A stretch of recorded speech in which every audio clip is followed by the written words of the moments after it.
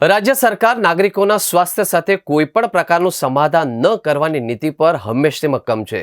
એ અંતર્ગત આરોગ્ય મંત્રી શ્રી પ્રફુલ્લ પાનસેરિયાએ આજે ખોરાક અને ઔષધ નિયમન તંત્ર સાથે એક બેઠક યોજી રાજ્યમાં ચાલી રહેલી સ્પેશિયલ ડ્રાઈવની સમીક્ષા કરી આ સ્પેશિયલ ડ્રાઈવને હજુ વધુ તીવ્ર બનાવવા આદેશ પણ આપ્યા હતા।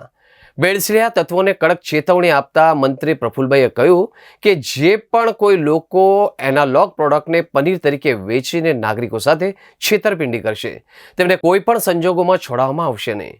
ફૂડ બિઝનેસ ઓપરેટરો તાકીદે નિયમોનું પાલન શરૂ કરે, અન્યથા સરકાર તેમના વિરુદ્ધ કડક કાર્યવાહી કરવાનું જરા પણ અચકાશે નહીં। વડોદરા અને ભરૂચ જેવા મહત્વના દવા ઉત્પાદકો અને કંપનીઓ દ્વારા બિનકાયદેસરની દવાઓ, નાર્કોટિક્સ દવાઓ વગેરેના ઉત્પાદન અને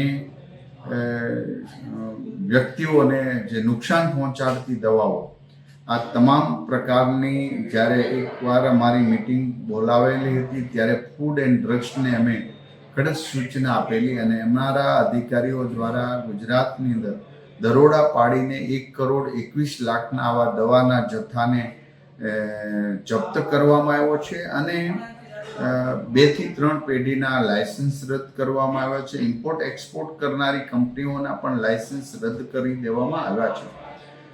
યુસુફ મેડિસિન્સ અમદાવાદ ખાતે જે આયુર્વેદ દવાની અંદર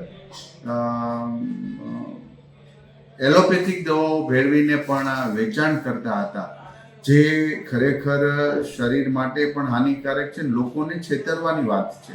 આયુર્વેદની દવાઓ લોકોએ લેવી જોઈએ તો એના નિષ્ણાત તબીબી પાસે લેવી જોઈએ, આવા લેભાગુ તત્વો પાસે લેવી પણ ન જોઈએ।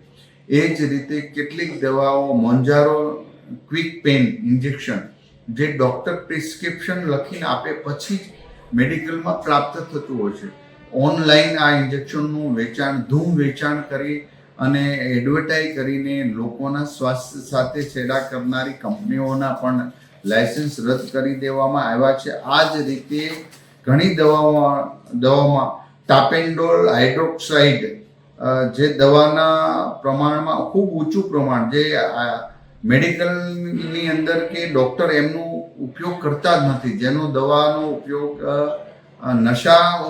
નશા કરવા માટે ઉપયોગ થતો હોય છે, એવી દવાને કરીને નાશ કરી દેવામાં આવ્યો છે। આ તમામ અમારા અધિકારીઓની ટીમ દ્વારા કામગીરી થઈ રહી છે અને ગુજરાતની અંદર આવા તત્વો જે દવાઓમાં ભેળસેળ કરે છે, ડ્રગ્સ સાથે છેડા કરી યુવા ધનને ગેરમાર્ગે દોરી અને નશાકારક દવાઓનું પણ વધુ પ્રમાણ દવાની અંદર નાખી અને નશાયુક્ત દવાઓનું વેચાણ કરનારા લોકો ચેતી જાય, કારણ કે આ પ્રકારનું કોઈ પણ બિનકાયદેસર વેચાણ અથવા તો ઉત્પાદન ફૂડ એન્ડ ડ્રગ્સ ક્યારેય સાંકી લેશે નહીં।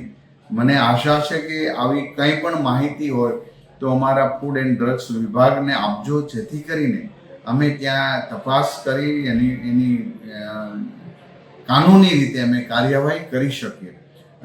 અમારી ટીમ માત્ર ને માત્ર આટલા પૂરતું નહીં, આ અભિયાન કાયમી શરૂ રહે એ હેતુસર અમારા અધિકારીઓ ફૂડ એન્ડ ડ્રગ્સ વિભાગ સતત પ્રવૃત્તિશીલ છે। એક પણને છોડવામાં નહીં આવે, ઝીરો ટોલરન્સની નીતિ સાથે ગવર્મેન્ટ કામગીરી કરી રહી છે અને આરોગ્ય અધિકારી પણ અમારા સતત કામગીરી કરી રહ્યા છે।